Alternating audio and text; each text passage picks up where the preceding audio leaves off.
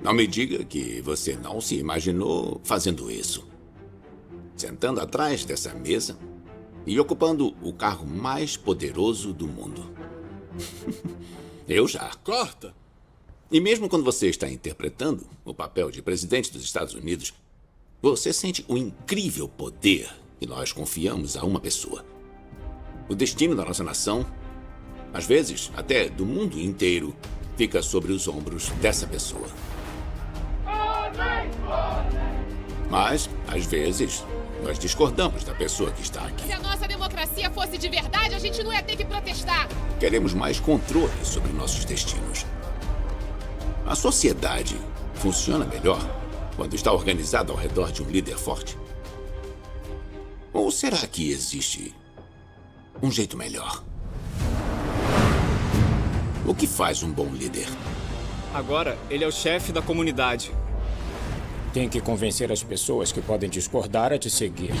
Como escapamos de maus líderes? Mulheres começaram a vir falar comigo porque o governo não estava fazendo nada. Ou da tirania das multidões? Eu fui espancado na rua. E foi a primeira vez que eu entendi completamente quem é você se você for gay na Rússia. A democracia é realmente o melhor jeito de governar a sociedade? Washington não gosta de dizer isso, mas lobby é suborno. Todo mundo é parcial, então se todo mundo tivesse um voto para fazer lei, seria muito louco.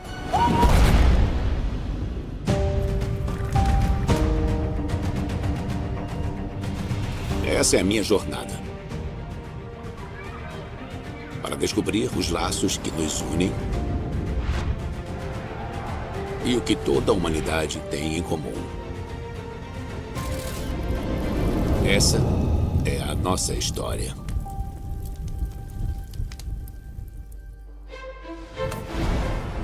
A sociedade é feita de indivíduos como eu e você. Cada um de nós vive a sua vida, segue seus próprios objetivos e sonhos, mas não é cada um por si. Nós recorremos a líderes para nos ajudar a trabalhar juntos, aplicar a força da lei e nos proteger do mal. Abrimos mão de um pouco da nossa liberdade individual pelo bem comum.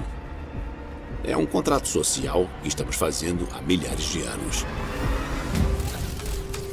Estou indo para a selva do Panamá para testemunhar um contrato social desses sendo feito. Hoje, o povo indígena, conhecido como Emberá, vai realizar sua tradicional cerimônia para selecionar um novo chefe.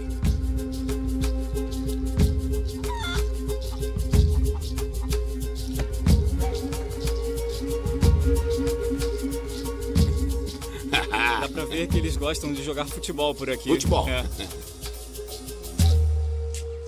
Nelson, que aprendeu inglês numa escola na cidade do Panamá, está me levando para o equivalente Emberá da colina do Capitólio. Essa é a casa local. Usamos para reuniões e para danças. O que a gente chamaria de cabana. Isso. É. Uma vez a cada 4 anos, dúzias de pessoas se reúnem nessa cabana para escolher seu novo líder.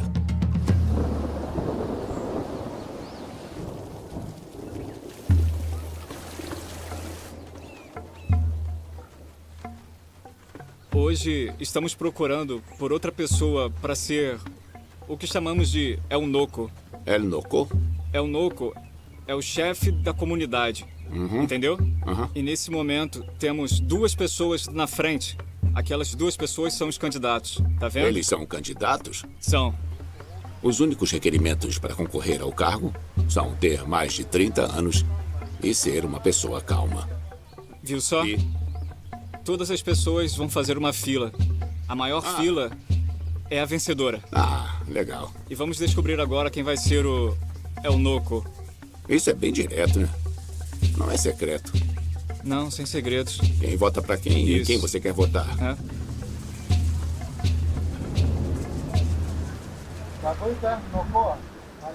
Ele é o vencedor. Agora, ele é o chefe da comunidade. É o Noco. Legal. A eleição é simples e transparente. Não tem discussões nem ressentimentos da parte de quem perdeu. Na verdade, O segundo lugar serve como um tipo de vice-presidente. E todo mundo se une para comemorar a vitória. Agora, o que você tem que fazer como chefe? O que você faz como chefe? Mama, A pessoa que vai ser chefe tem que ser muito responsável. E eu não sei bem a palavra paciência. Paciência. Ah, sei, paciente. Tem que ser Isso. paciente com a vila. Isso. Eles votaram nele. Eles podem ver que ele é um homem inteligente e é claro, porque ele é meu sogro. Entendi.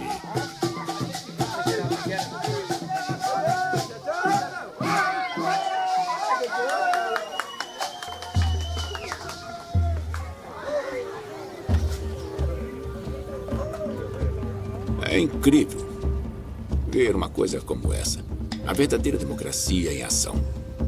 É claro que os Emberá precisam trabalhar juntos para sobreviver. Então, é necessário que uma pessoa coordene o grupo para que as coisas sejam feitas. É por isso que eles conferem poder ao chefe. Esse tipo de cooperação ajudou a sociedade humana a florescer ao redor do mundo. É uma lembrança do que está no centro do nosso sistema político. De como poderia ser simples.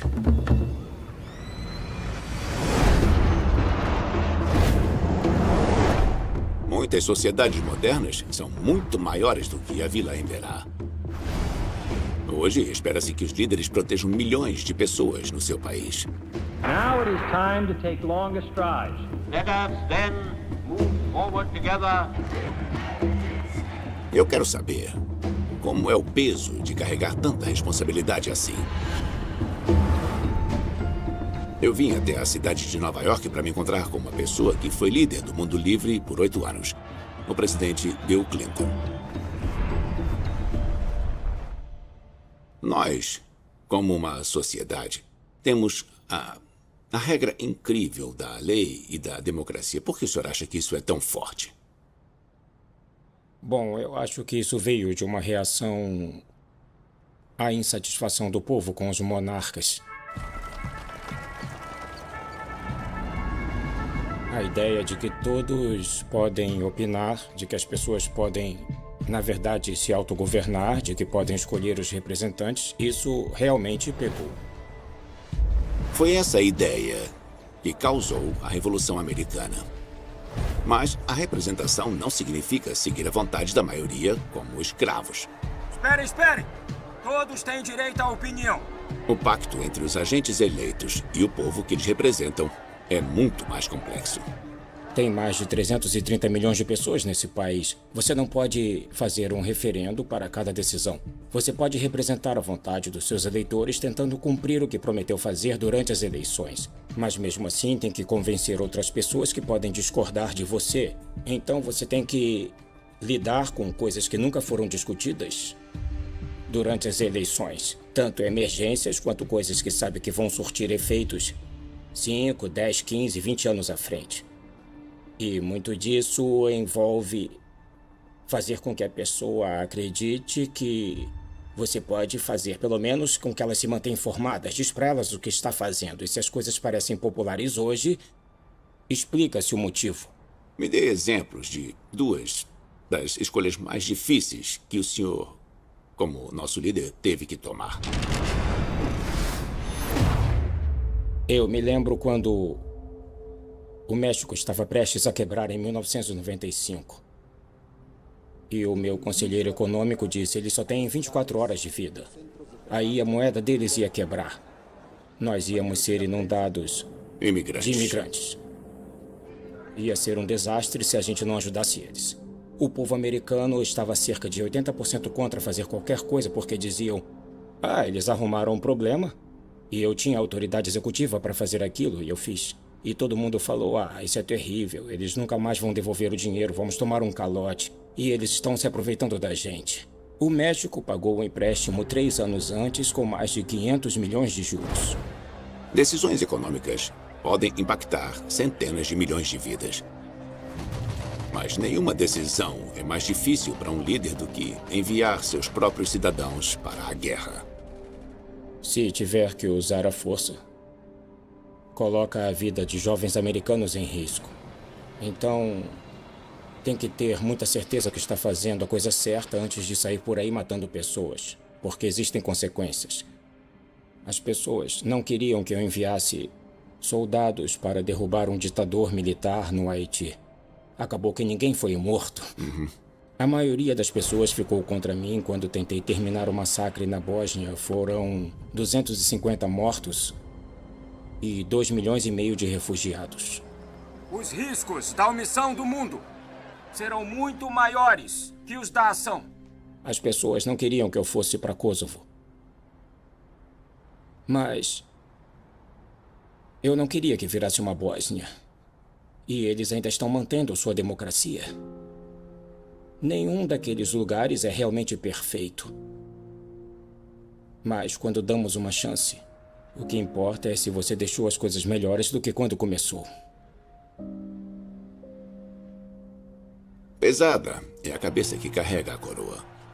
O que Shakespeare escreveu sobre reis ainda se aplica aos nossos líderes eleitos de hoje. O presidente Clinton decidiu se arriscar com um empréstimo ao México. Ele colocou as vidas de soldados americanos em risco para evitar um genocídio em Kosovo. Essas decisões não foram motivadas pelo desejo de ser popular, mas única e exclusivamente pelo bem comum. É isso que um bom líder faz. Mas ao redor do globo, uma onda de líderes populistas está chegando ao poder. A busca deles por popularidade pode fortalecer a mentalidade das multidões e as perseguições contra as minorias. Se vocês matam a gente, nós matamos vocês!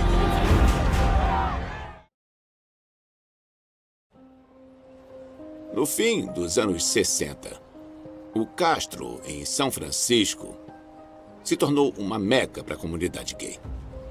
As pessoas vinham aqui para aproveitar os direitos sociais que os heterossexuais já aproveitavam há muito tempo. Contribua para a sociedade, não faça mal a ninguém, e o governo vai ficar longe dos seus assuntos particulares. Bom, desde então, atitudes e leis têm mudado, pelo menos aqui na América. Mas ainda existem lugares no mundo onde ser a pessoa que você é, mesmo que não faça mal a ninguém, é um crime. Em 2013, a Rússia aprovou uma lei banindo a chamada propaganda gay. Ativistas dizem que isso causou um aumento na discriminação e na violência contra a comunidade LGBT.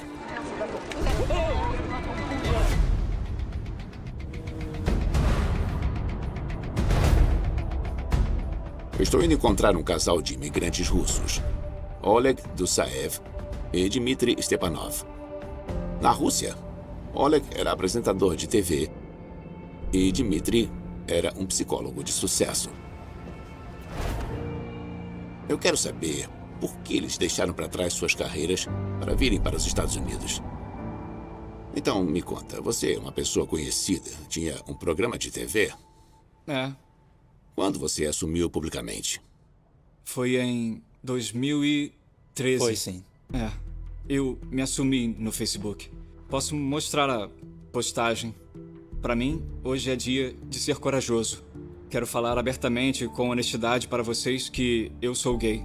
A orientação não é um fator determinante na minha atitude para com a vida e pessoas. Falou bonito. O mundo mudou. Porque eu estava no meu trabalho, postei no Facebook, aí eu fui pro corredor. E sabe, as pessoas começaram meio que a me evitar. Se afastar. É, e as pessoas não me diziam oi, mas elas não sorriam pra mim. Eu me tornei uma pessoa invisível. E aí, depois disso, foram só 2 semanas. O meu contrato não foi renovado. Não foi renovado. É. E eu percebi como aquilo era perigoso. Nós fomos ameaçados. Foi um pesadelo, sabe? Tantas mensagens, Facebook, textos com uma história, essa história. Ficamos sobrecarregados. Aquilo era perigoso. Eu sei que não podemos esconder a nossa linguagem corporal, e nas vezes que eu expressei quem eu era com o meu corpo, eu fui espancado no meio da rua.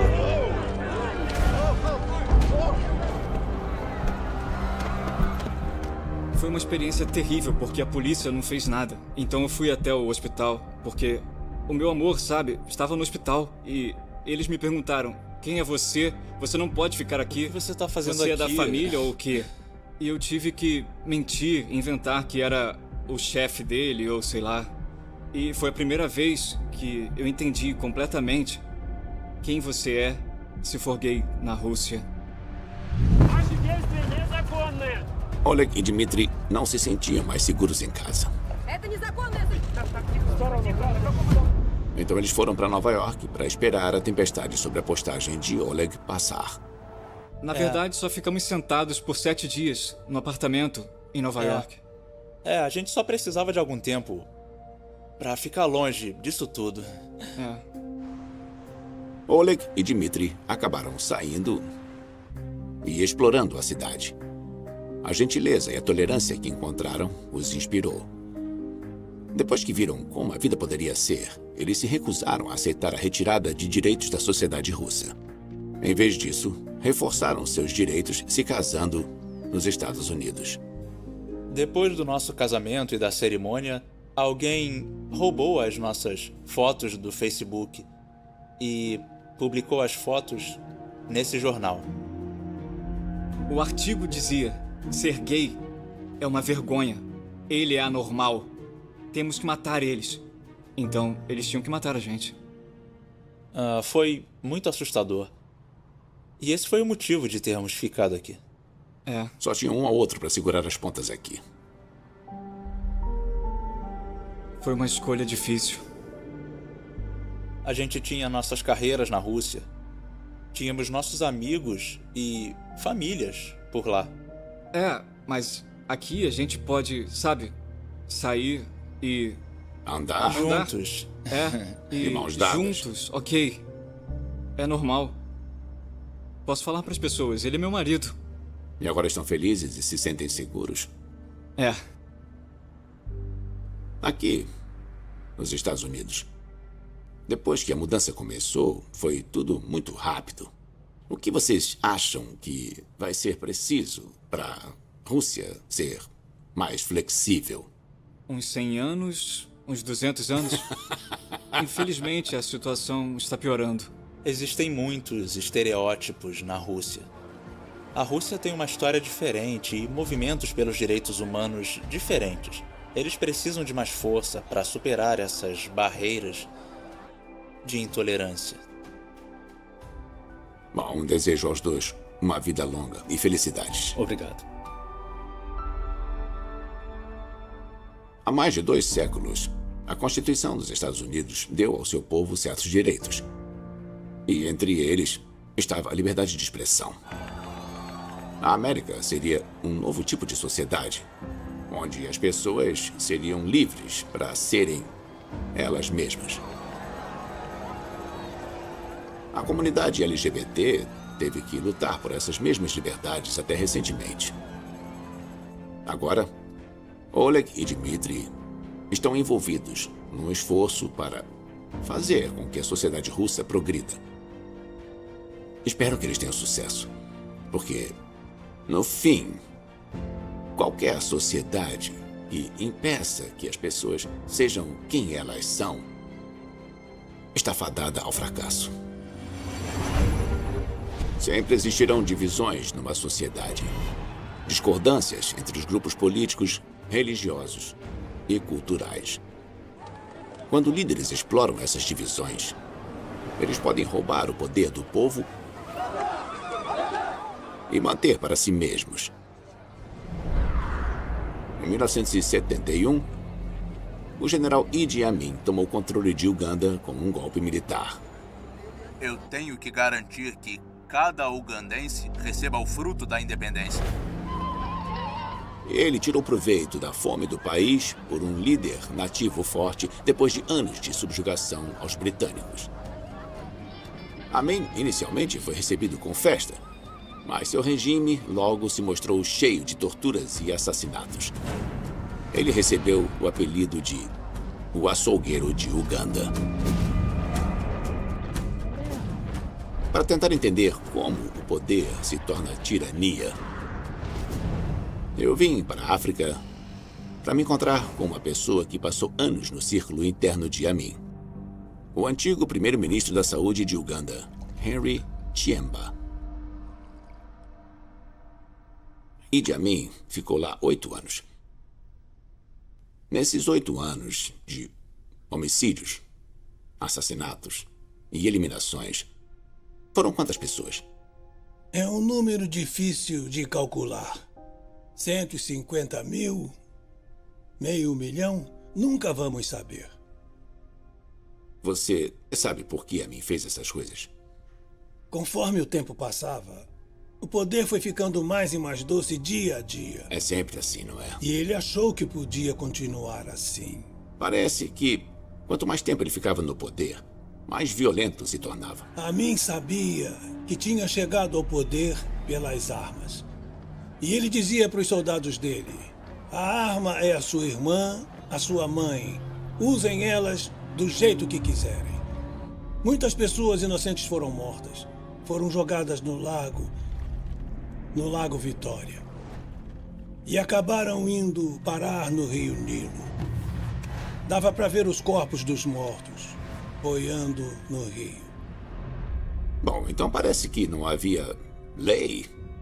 Eles usavam prisioneiros para espancar outros prisioneiros até a morte, sem saber que os seguintes viriam e fariam a mesma coisa com eles. É um tipo de brutalidade que não tem como explicar. Eles usaram prisioneiros para cometer essas atrocidades? Usaram. Eu fiquei sabendo, na verdade, que o meu próprio irmão morreu desse jeito. Qual foi a sua reação ao saber da morte do seu irmão? Não é um assunto sobre o qual eu goste de falar.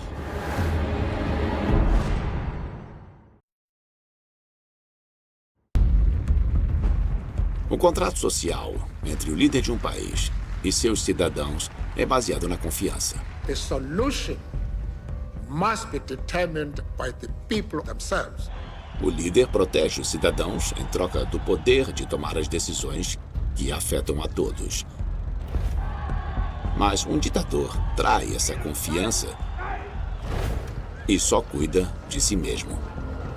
Idi Amin tirou a vida de centenas de milhares de ugandenses em sua cruzada louca para manter o poder.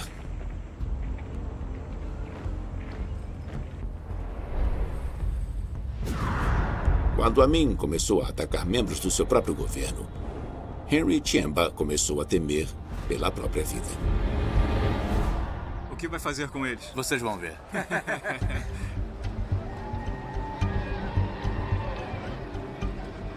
Depois de matar 2 ministros do governo que eram amigos meus, alguém me mandou um bilhete.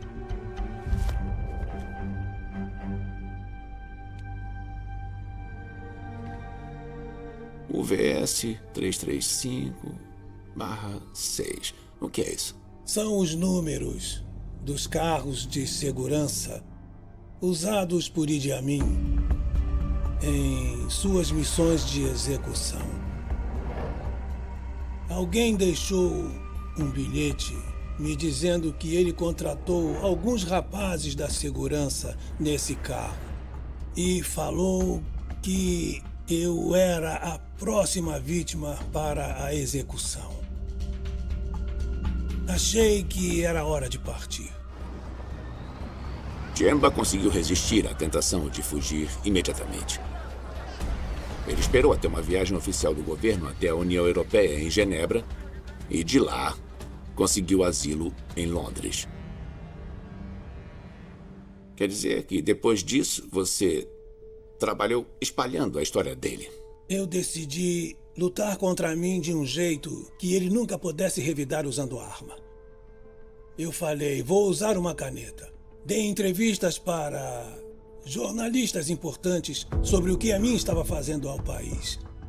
Também trabalhei no livro Um País de Sangue, para que todos soubessem o que estava acontecendo no nosso país. Os textos de Henry foram cruciais para espalhar a história da tirania de Amin pelo mundo. A sua fome de poder o levou a invadir a vizinha Tanzânia. Potências estrangeiras começaram a tomar atitudes. O punho de ferro de Amin começou a enfraquecer. O que está acontecendo de verdade em Uganda agora? As tropas estão desertando do exército e Amin está escondido. No dia 11 de abril de 1979, Idi Amin foi retirado do poder por rebeldes ugandenses e forças da Tanzânia. Nós vencemos! Nós vencemos! Nós vencemos! Por que você acha que ele ficou no poder por tanto tempo? Amin era muito imprevisível. Ele fazia coisas que você acharia absolutamente normais. E então, no minuto seguinte, ele fazia exatamente o oposto. E isso manteve ele no poder, além do que se imaginava. A brutalidade e a imprevisibilidade andavam juntas. O historiador inglês Lord Acton disse a famosa frase: "O poder tende a corromper. O poder absoluto corrompe absolutamente." Poucos líderes seguiram com tanta vivacidade essa frase quanto Idi Amin. Depois que ele tomou o poder, não havia nenhuma linha moral que ele não fosse cruzar para manter esse poder. O fantasma de Amin ainda está conosco. Ao redor do planeta, homens fortes ainda cobiçam o poder. Eles fazem qualquer coisa para conseguir e qualquer coisa para o manter. Temos que ficar vigilantes sempre contra líderes que querem o poder para si mesmos e não para nós, o povo. Quando as pessoas têm seu poder roubado, quando elas não podem opinar sobre seus destinos, elas têm uma escolha: aceitar ou lutar. Mas nas terras baixas do norte do Quênia, um grupo encontrou uma terceira opção. Eles estão indo embora e estão construindo uma nova sociedade. A professora de Ciências Políticas, Faith Ogeto Orwa, está saindo da capital, Nairobi, para aprender mais.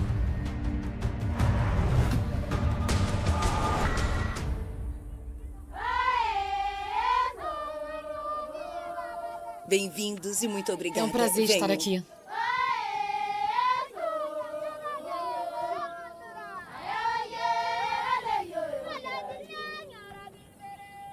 A vila se chama Umoka e sua fundadora é Rebecca Lolosoli. Ela e as outras mulheres daqui criaram uma sociedade sem homens.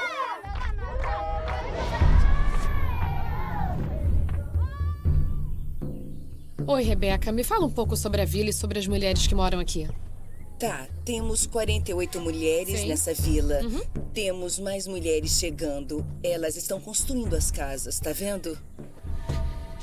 As mulheres que vieram para cá pertencem à tribo queniana Samburu, uma sociedade onde os homens detêm todo o poder.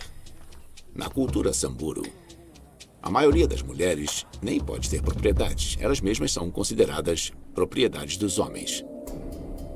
Na nossa comunidade, as mulheres não têm direitos. Não somos educadas, não vamos para a escola, não temos empregos, não temos gado, nem nada para sobreviver. Olha, o povo Samburu é poligâmico. E se um homem se cansa da primeira esposa, ele pode espancar e acabar colocando ela para fora de casa à força. E se você não tem filhos, então você é inútil.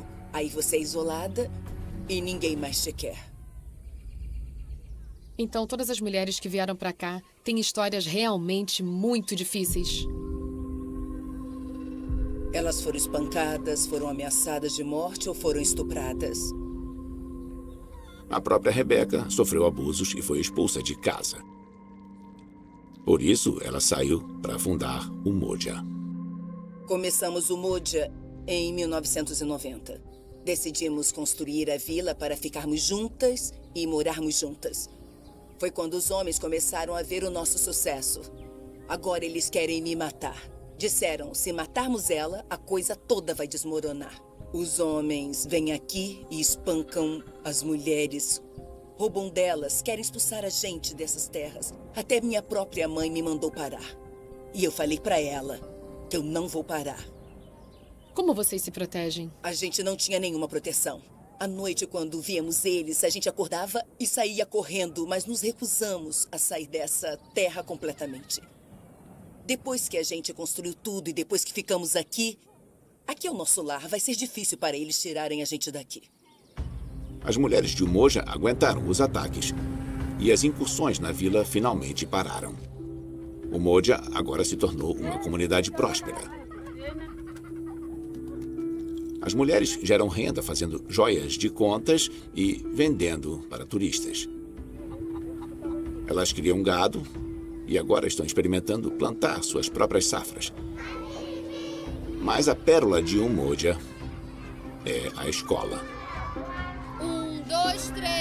1, 2, 3. É aqui que as mulheres estão criando uma nova sociedade, diferente daquela onde elas cresceram. Elas esperam que os meninos que crescem aqui aprendam a tratar as mulheres como iguais e que levem essa atitude junto quando saírem da vila como adultos. Ó de ovo. Ó de ovo. Percebemos que a educação é a chave para tudo. G de gato. G de gato. Essa vila é como um centro de treinamento. Ensinamos nossos meninos a respeitarem os direitos das mulheres. Temos orgulho dos nossos filhos. Se Rebecca conseguir o que quer, Umoja vai ser só o início de uma nova cultura mais ampla, onde mulheres podem participar. Você está sempre progredindo? Eu estou sempre progredindo. Sempre que eles dizem que vão me matar, não sinto medo. Eu estou sempre seguindo em frente. Assim, a nossa vida está sempre melhorando. As mulheres de Umoja nasceram em uma sociedade em que elas não tinham nenhum poder, onde os homens as tratavam como gado. Então elas construíram uma nova sociedade. Elas estão reescrevendo o contrato social, dando às mulheres voz na nova ordem e imbuindo seus filhos com a crença na igualdade de gênero. A cultura delas ainda é jovem, mas o futuro parece promissor. Novas sociedades começam com a esperança de resolver velhos problemas. Questionamentos sobre ética e corrupção em uma investigação federal sobre suborno. Mas a natureza humana faz com que alguns desafios surjam de novo e de novo, como a influência do dinheiro. Será que podemos impedir que ela destrua a própria fundação da democracia? A audiência de hoje é sobre mais do que cobiça. É uma grande história sobre traição.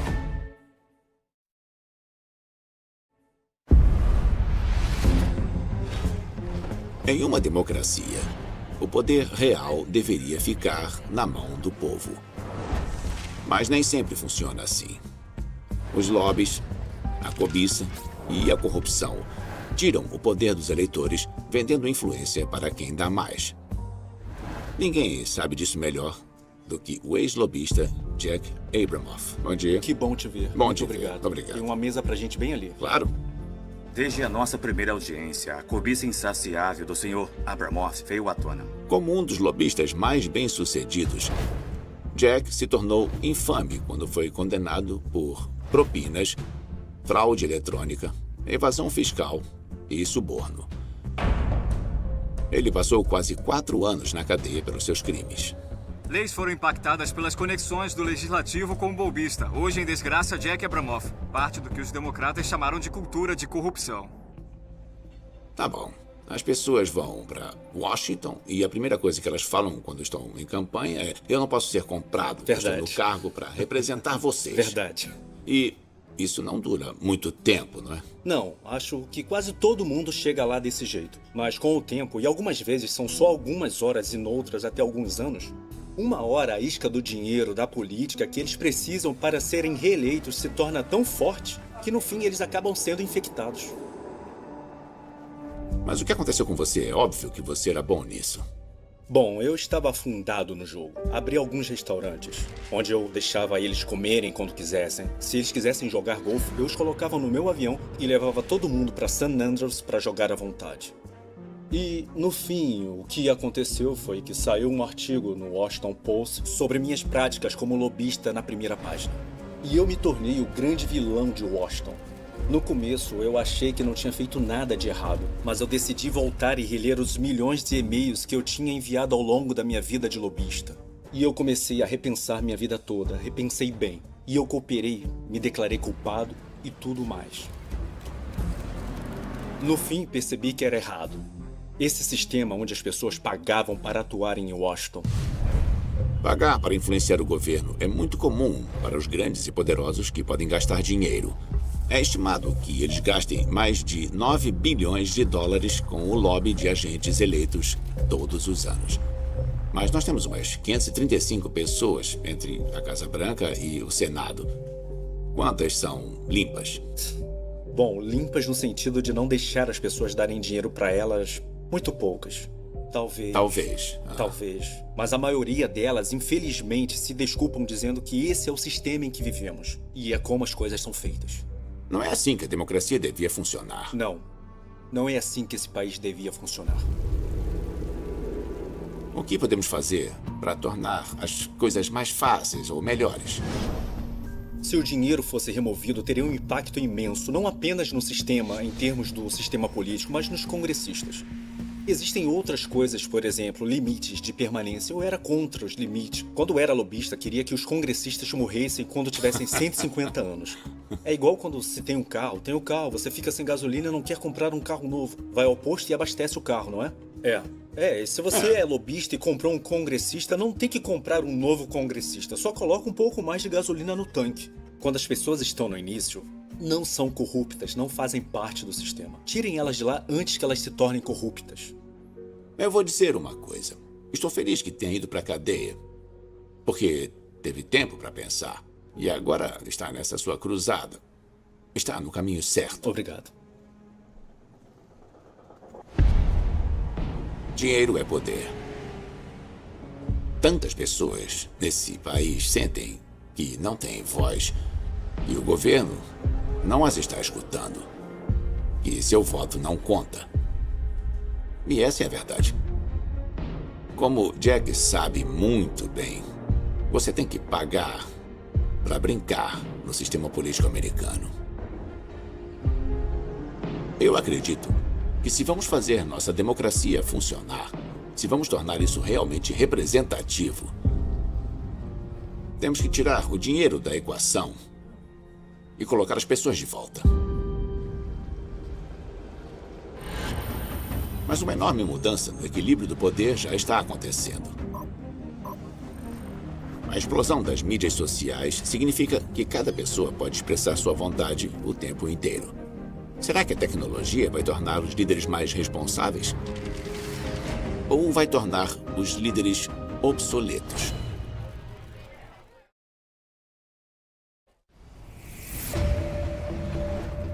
Corrupção, repressão e tirania tiram do povo seus direitos na sociedade.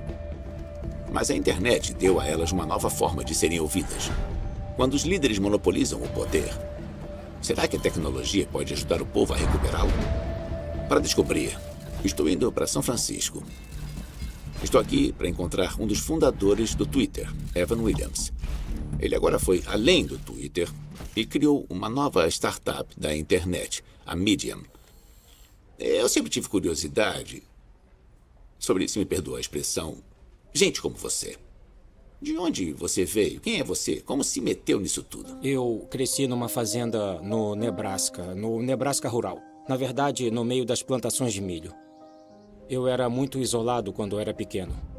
Na época pré-internet, eu tinha um computador e aprendi a programar quando estava no ensino médio, que foi quando a internet começou a surgir no fim dos anos 90. Na época, eu achava que quando todo mundo tivesse voz, seríamos todos inteligentes, porque boas ideias chegariam ao topo. E a verdade chegaria ao topo, e a gente ia conseguir ver o que era errado, o que era certo e conversar sobre isso. Eu estou pensando aqui. O meu pai era barbeiro e a barbearia ficava na prefeitura. Na época, todo mundo ouvia rádio ou lia jornal, ia até a barbearia e discutia. O Twitter é uma extensão disso? Já usamos essa analogia antes, sobre a prefeitura global. Acabou sendo mais complicado do que isso. Quando criamos o Twitter, a ideia era conectar o máximo de pessoas possível e deixar a informação rodar o mais livre possível, achando que a maioria das pessoas ia usar isso de um jeito bom. O que é verdade, mas a forma que algumas pessoas que são ruins conseguem estragar a experiência de outras não tinha sido pensada pela gente. E se eu for comparar isso com o mundo real, eu diria que, mesmo que acredite que as pessoas são boas, tranque a sua porta. Mas a internet é uma coisa boa. Todos podemos saber mais uns sobre os outros e, quem sabe, aprender mais. Esperamos que sim. Mas, por outro lado, temos o lado obscuro. Que lado está ganhando? Na verdade, estão bem empatados no momento. Acho que descobrimos o que importa na internet e a atenção. Não importa a qualidade dessa atenção, não importa a precisão dos fatos. E as pessoas perceberam. Aí, qual é o jeito mais barato de conseguir atenção? Uma batida de carro. E acaba sendo um tipo de círculo infinito. Se a internet gosta de batida de carro, então vamos fazer batida de carro. Evan enxerga essas batidas de carro digitais, clickbaits, trolls e notícias falsas como ameaças à promessa da internet de que o poder voltaria para as pessoas. Você teve alguma ideia sobre como fazer essa, eu vou chamar de limpeza? Hoje em dia, o que eu penso sobre a internet é que ela não é boa nem má. É uma tecnologia que torna a vida das pessoas fácil para conseguirem o que querem. Não é tão diferente das outras tecnologias. Se você pensar sobre a tecnologia de agricultura, que ajuda as pessoas a conseguirem o que querem e precisam, que é a nutrição e comida com menos esforço. A tecnologia é usada por muito tempo e parece que ela foi longe demais. O fato de termos acessos a calorias mais baratas o tempo todo parece ótimo no momento, mas já não é mais nutrição. O que você está fazendo na sua nova empresa e pode mudar o que as pessoas conseguem na internet? Com a Medium, agora estamos tentando mover tudo na direção certa. Estamos tentando criar um espaço para nuances e profundidade. Acho que essa é a nutrição que pode não estar no junk food que estamos tentando fazer dar certo.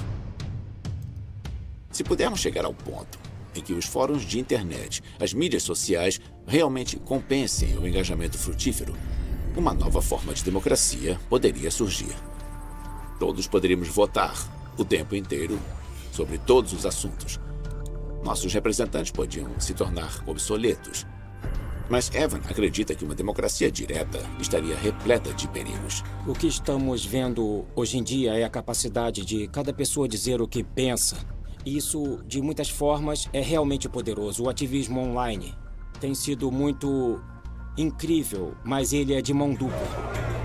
O movimento da direita alternativa é muito empoderado por pessoas que se reúnem na internet e que podem ter ideias sem respaldo na sua comunidade, mas que encontram pessoas online que concordam com elas. Essa coletividade se torna uma massa crítica. E isso é bem assustador. Por isso a ideia da democracia direta hoje em dia. Há 10 anos eu diria, vai ser sensacional, porque vai dar certo. Hoje em dia, eu não sei. Mas existe esperança numa democracia direta no futuro? Acho que o ambiente de informação hoje em dia enfatiza a importância de uma democracia participativa. As coisas hoje são muito mais complexas do que eram há 200 anos. A ideia de vamos votar sobre o orçamento da saúde. O debate é muito complexo para a gente entender. Temos que eleger quem confiamos para tomar decisões por nós. Mas se todo mundo pudesse votar nas leis, você não teria como me impedir de vencer apenas definindo os distritos eleitorais do jeito que quiser.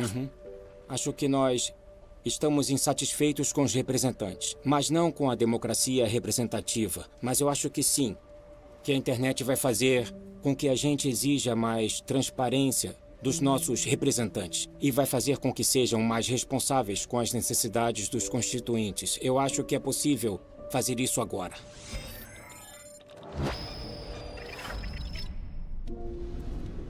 Evan Williams acredita que a internet, assim como a imprensa, o rádio e a televisão antes dela, está mudando fundamentalmente o relacionamento entre nós, o povo, e nossos líderes. Ela nos dá contato direto e instantâneo com o governo.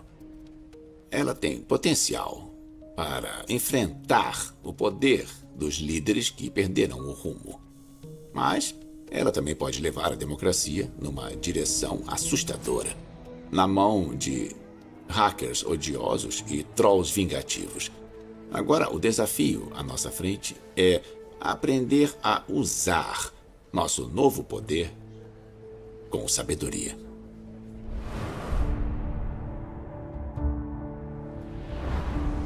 Desde o início da civilização, há um cabo de guerra entre a sociedade e seus líderes. Precisamos deles para as coisas serem feitas. Mas se abrirmos mão de poder demais, surge a tirania. O povo perde o direito de escolher seu próprio destino.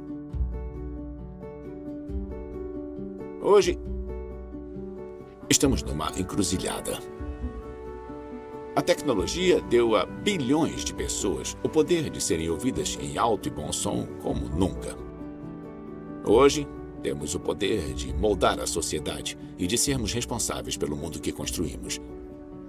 Bom, eu tenho esperanças, apesar dos perigos que nós temos pelo caminho. Porque eu acredito que, no fim, existe um poder que é superior ao de qualquer déspota. O poder do espírito humano. Eu acredito nisso.